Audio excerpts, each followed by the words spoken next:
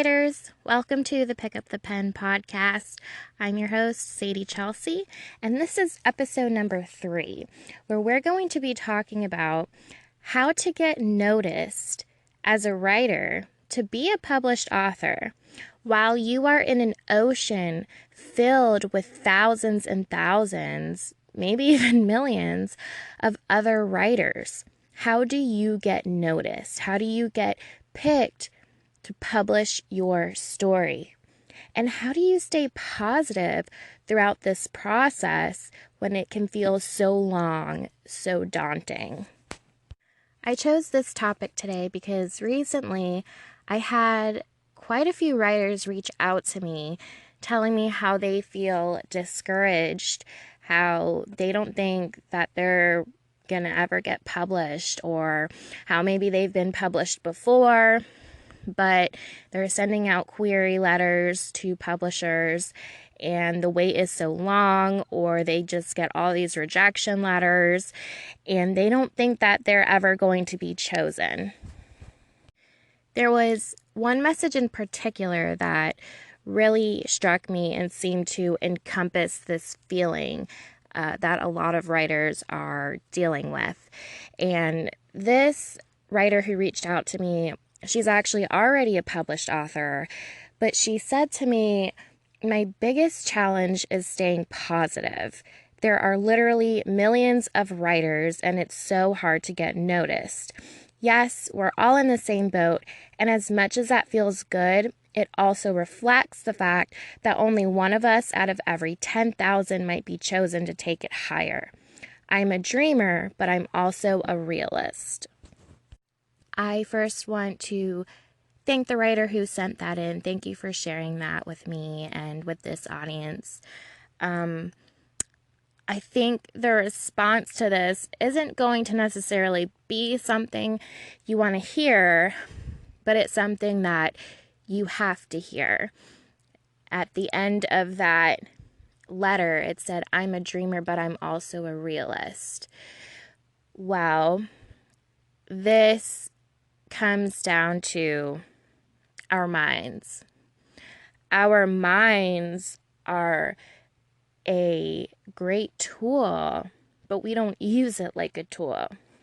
We allow our brains to control us, to let it think and do whatever it wants, and then we act accordingly. But you can do it the other way around. You don't have to be a servant to your mind. You can be the king or the queen of your mind, and your mind be a servant for you. It be a tool to get you where you want to get.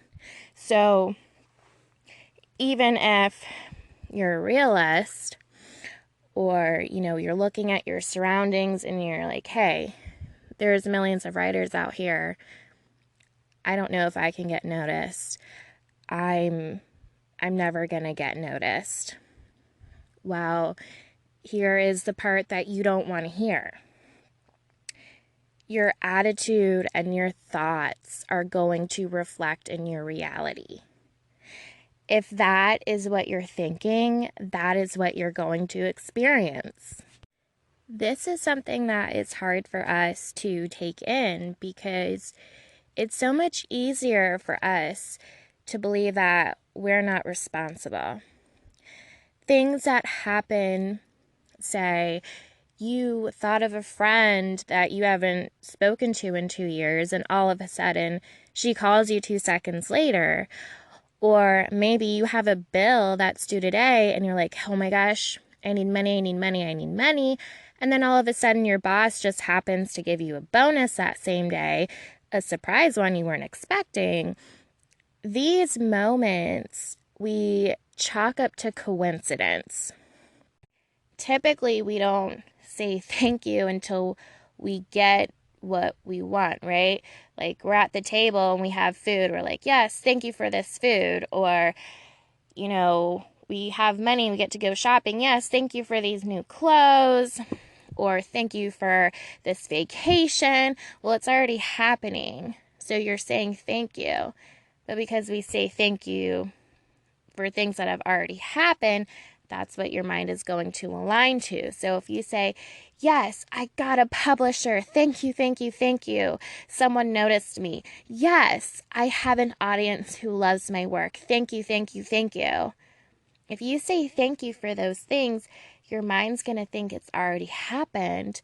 It's going to align with that universal intelligence, and that's going to become your reality. Once again, think back to the garden. What seeds are you planting? It's more like your thoughts are the seeds, and the water's the gratitude, right? The fertilizer, the water, the gratitude, you pour that on the seeds, that is what is going to make them grow faster, better, stronger, prettier. So really think about gratitude. Use it. It's simple. Write it in your journal. Write it on your hand. Just say it out loud. Anytime something good happens or anything that you want to happen, just say thank you. Take a moment to really feel that in your chest. When you say thank you and you're truly grateful for something, there is a warmth, a bubbly feeling in your chest, right there in your heart, right? So think about that.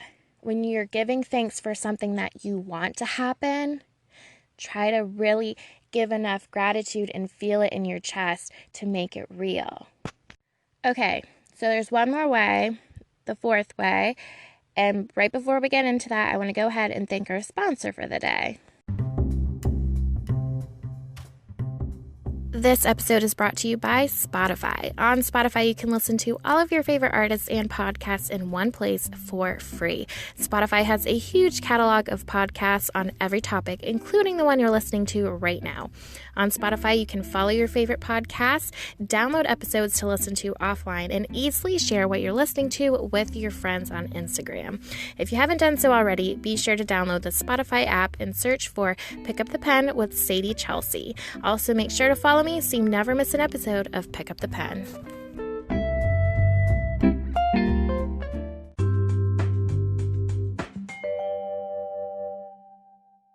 So, the fourth way, the rule of 5. You're going to say, what's the rule of 5?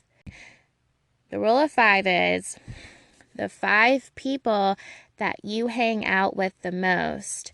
You are the average of those 5 people. If you are the average of the 5 people that you hang out with the most, you need to surround yourself with the people you want to be like. And they don't necessarily have to be alive.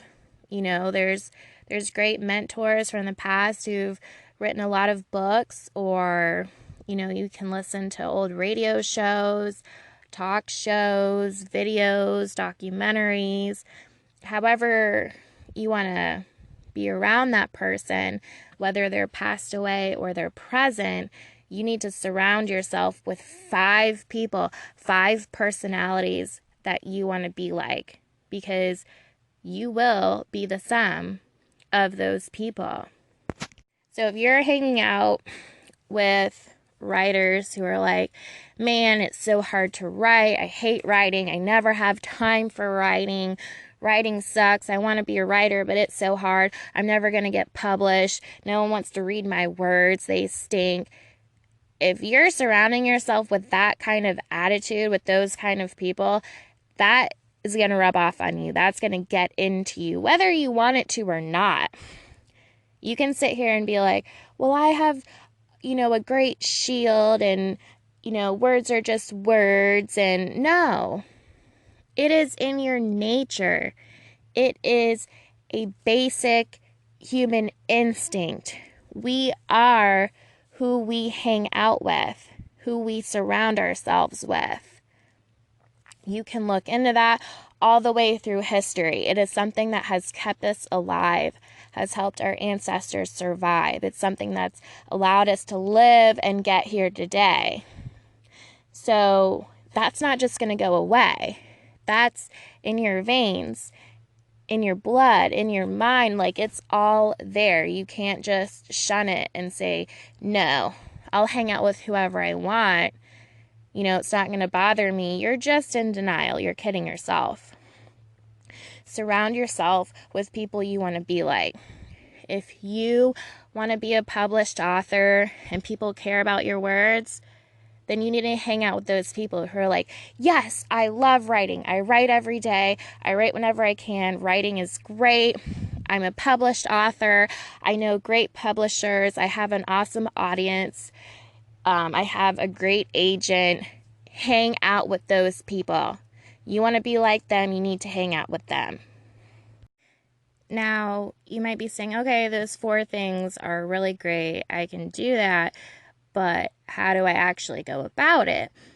Because we actually have to put these steps into action. You know, I have people say sometimes, they're like, yeah, well, I'm meditating and, you know, I'm saying my mantras, but nothing's really happening. Well, you don't just get to like sit around and not actually do anything. You have to work with the universal intelligence. It's not just going to hand you everything with you just sitting on your butt. You can't do your mantras, do your meditation, ask for things, you know, give gratitude and then do nothing. You have to work with it. You have to actually put things into action and keep living your life expecting those opportunities, being open for those opportunities to come to you and take action on those opportunities. So I'll give you an example. A few months ago, you know, I'm saying, okay, I really want a writing job where I actually get paid. And instead of just saying, I want this, I want this, I want this, every day I woke up, I'm like, yes, I love my job. I love writing. I get paid to write. I did my meditation. I gave my gratitude. And I kept putting myself out there. You know, I was looking for jobs. I was open to seeing who was hiring, if anybody needed a writer. I kept myself open to that. And one day, just a week later, my friend, you know, he knew I was looking for a writing job, and he's like, hey, I saw this post on Facebook. They're looking for like an editor and writer. And, you know, I could have just been like, okay, great, thanks for sharing, and then passed it on, like not have done anything with it.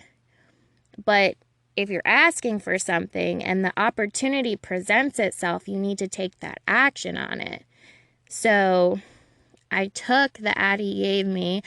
I contacted the employer, sent in my resume, had an interview, and 2 days later, she's like, hey, you were our best applicant. I want you to work for us.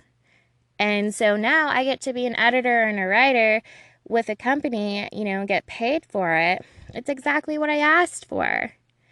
That is universal intelligence working in your favor. That's what happens when you put these steps into action. How do you put all this into action? Okay, I'm going to give you kind of a rundown of what my day looks like so you can get an idea of some things you can do for yourself. So I wake up, I meditate for my 10 minutes. As soon as I'm out of meditation, I give my gratitude. Thank you for letting me have this meditation session. Thank you for allowing me to connect with myself, to feel deeper, more centered, aligned with the earth, with universal intelligence. Thank you. Thank you for all the moments that are going to happen today. And then I go and I do my writing. But before I write, I say my mantras. I have a positive attitude. I love my words. I'm a writer. I'm a brilliant and prolific writer. I have an audience who loves to read my words. Writing is great. The session was awesome. I feel fulfilled. I love my work. And I go into my writing session with that attitude, with that gratitude. Another thing I do is surround myself with people who are positive, supportive, people I want to be like. I used to hang out with negative, miserable people. And in consequence, my life was miserable. I hated waking up. I hated going to work. I hated doing everything. And it was just drama, drama, drama all the time. So now I am very particular about who I let into my inner circle. There's very few people who are in my inner circle, but they are in the circle for a reason. Because they're kind, they're supportive, they're helpful. They stay positive. We help each other out. We're accountability partners. We all want to succeed and reach our goals in life. So we help each other do that. If you're going to be particular about this, if you're going to be serious, you're going to have to cut people out that maybe doesn't feel like it's the right thing to do. I have family members who I basically don't talk to because they don't make the cut. They're negative. They make my life a living hell. And yeah, they might be my family, but if you can't get in line and support me, support your own blood, then we don't need to talk. There's nothing we have to say to each other. You only need people around you who are going to support you, who are going to help you. So some of the people I hang out with aren't even alive. Or they are alive, but they don't even know they're in my inner circle, right? Like, I follow along with Stephen King. Why? Because he has such a massive audience. I'd like to attain that someday. That's on my bucket list. That's on my dream list. He's somebody that I follow. I read his works. I study what he does. I want to have an audience who resonates with my words, who I am moving, who I'm helping.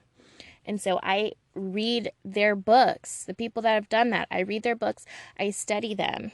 So like I said, your inner circle doesn't necessarily have to be people who are alive. Preferably, you'll have at least a couple in your inner circle who are alive. You know, you want to have some socializing going on. But, you know, beyond that, they can be people who are passed away, but you're still basically hanging out with them because of the works that they've left behind. Another thing that I do is I surround myself with the things that I want to see. It might sound kind of girly or middle schoolish, but I do. I have a dream board. I have a vision board.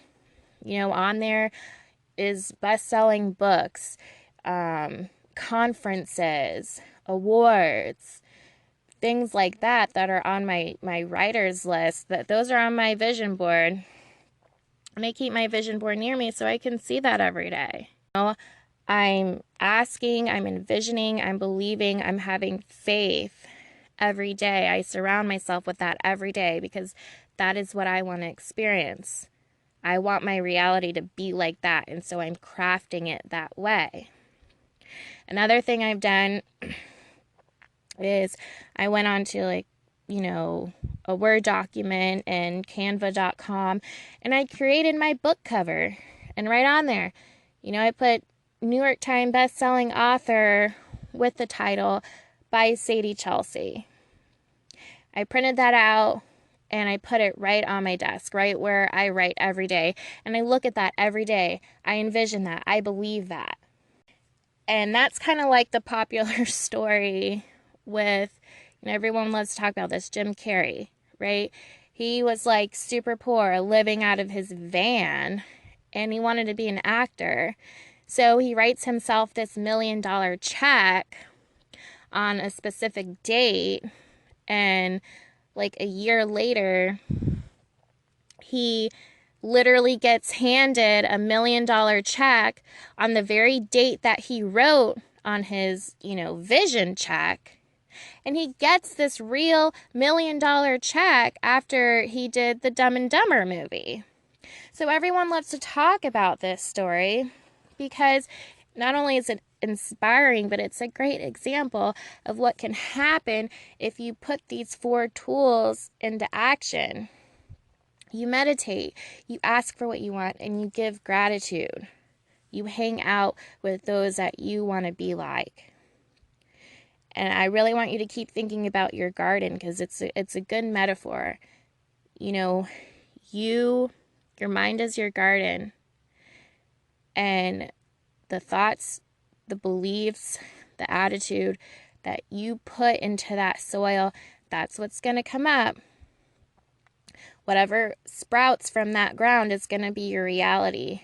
But you are the gardener.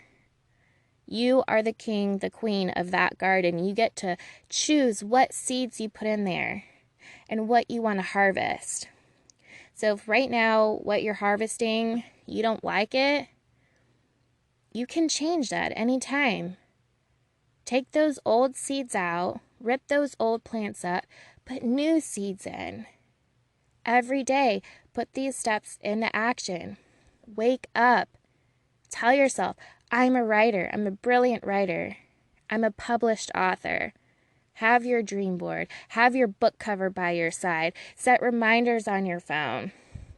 I am a published author. I have an audience who loves me. My writing and my work fulfills me. Every day you do this. And I guarantee you, if you continue to do this, there's no failing. Everybody gets results. Be open. Receive the opportunities that universal intelligence is giving you. Take those actions. When it presents something to you on a silver platter, if you've been saying to yourself, I really want to be published, and you happen to be sitting at the bar a couple days later and a publisher sitting next to you, don't just be like, oh, okay, and walk away.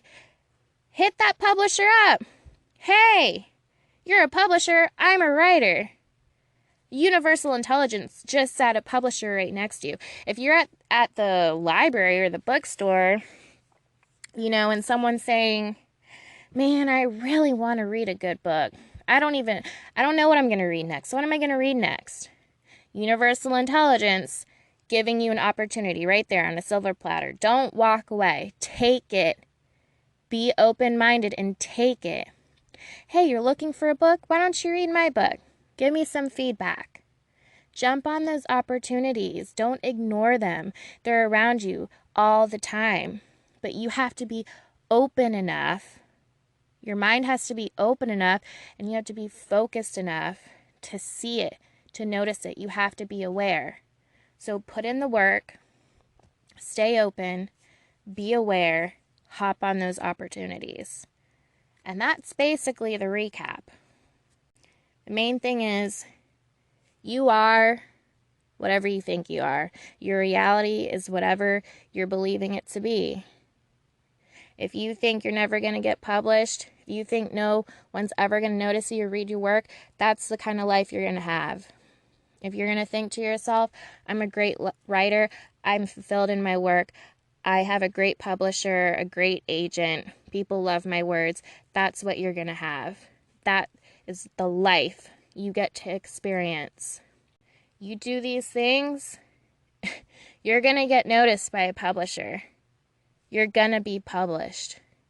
Your words are going to be amazing. You're going to write, have great writing sessions. You're going to love your work, and you're going to have readers who are dying to read your next book. So that's a wrap. I want to thank you for listening to today's episode. If you would like to, you can subscribe for more episodes. Please leave a review. I read every single one. It helps me better the show. It lets me know what you want to hear for the next episode. So I want to thank you, my dedicated listeners, for hopping on this show today, getting serious about your writing, and moving yourself forward in your writer's journey. So until next time, my fellow writers, you know how it goes. Keep on writing on.